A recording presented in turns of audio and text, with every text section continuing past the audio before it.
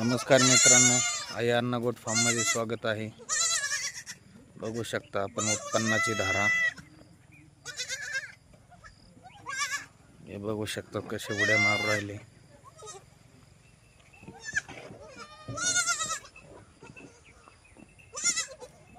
सात शेळ्यांमधलं 17चं उत्पन्न आहे मित्रांनो। आज उद्या एक दोन शेळ्या जणतील, परत नवीन फॅमिली मेंबर वाढणारच आहे। बघू शकतो कसे उड्या मारतात। हे बघू शकतो आपण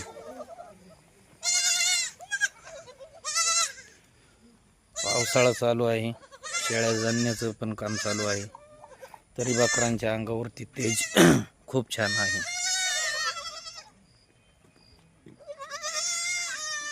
मित्रांनो, शेळ्यांना जास्त लसीकरण वगैरे देणं हे गरजेचंच राहतं, काही आजार वगैरे येऊ नये या कारणाने।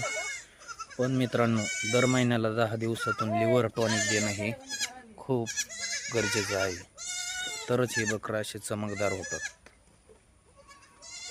लिव्हर टॉनिक हे खूप गरजेचं आहे।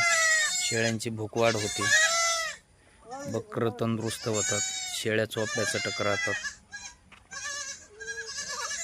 आता आपण बघू शकतो 3 बकरं आहे, तरी हे बघा बकरं किती तेज आहे। हे एक चाललं, हे इथं एक तांबडं, ते काळं, हे असे 3 देऊन सुद्धा चमक आहे।